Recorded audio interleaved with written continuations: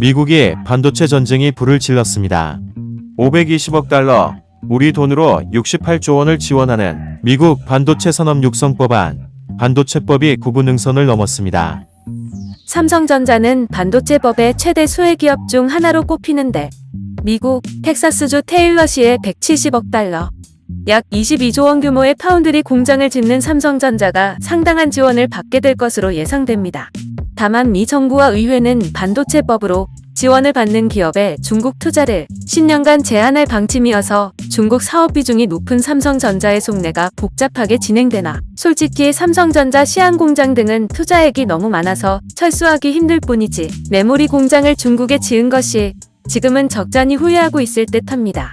말이야 중국이 중요하다고 하지만 기술 도둑질하는 중국에 공장을 두고 있는 사실이 좋지는 않을 것 같아 보입니다. 미국 반도체법은 상원과 하원이 각각 처리한 미국 혁신경쟁법안, 미국 경쟁법안에서 반도체 산업 지원 내용만 간추린 것으로 민주당과 조 바이든 행정부는 두 법안의 병합심사가 지연되면서 법안 자체가 좌초될 위기에 처하자 원래 법안에서 520억 달러 지원 부분만 따로 떼어 입법하는 방안을 추진했고 공화당이 찬성하면서 법안 통과가 급물살을 탔습니다. 상원이 논의 절차를 갖기로 한 법안 초안에는 미국 내 반도체 공장을 짓는 기업을 지원하는 자금 외에도 반도체나 반도체 생산용 공구 제조에 대한 투자세액 공제율 25% 적용, 국제보안통신 프로그램에 5억 달러, 직업훈련에 2억 달러, 공공무선 공급망 혁신에 15억 달러를 지원하는 내용이 담겼으며 다음 주쯤 미 상하원에서 이 법안을 최종 통과시킬 경우 미국 인텔과 대만 TSMC를 비롯해 텍사스 테일러시에 파운드리 공장을 짓는 삼성전자가 가장 큰 수혜기업이 될 것이라는 전망이 나옵니다.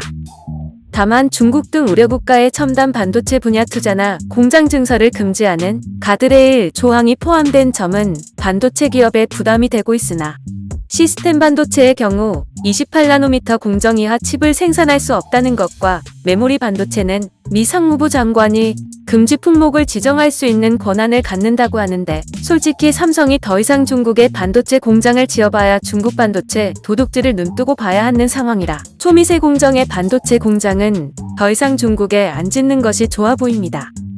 중국에 반도체 공장을 두고 있는 삼성전자와 SK하이닉스 등은 미 반도체법에 담길 중국 관련 내용의 촉각을 곤두세우고 있으며 삼성전자는 낸드 플래시의 40%를 중국 시안에서 만들고 있고 SK하이닉스는 디램의 50%를 중국 우시에서 생산하고 있으며 또 각각 중국에서 반도체 패키징 공장과 파운드리를 운영하고 있으나 법안 통과로 중국 내 사업이 흔들릴 가능성이 있으나 중국에 더 이상 투자 안 할 이유도 생길 것으로 보입니다.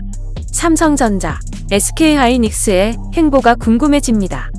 해당 가드레일 조항은 이른바 치포 동맹 참여를 고심하고 있는 한국 정부에도 상당한 압박으로 치포 동맹 실무회의를 주도할 것으로 보이는 미 상무부가 가드레일 조항 적용 기준을 마련하는 후속 작업을 맡을 수 있으며 대한민국 반도체 화이팅입니다.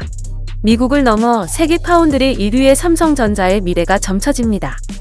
감사합니다. 미국의 투자 지원 잘 받아서 TSMC 및 인텔전자를 넘는 비욘드 드리밍 삼성전자 세계 파운드리 1등을 기원합니다. 감사합니다.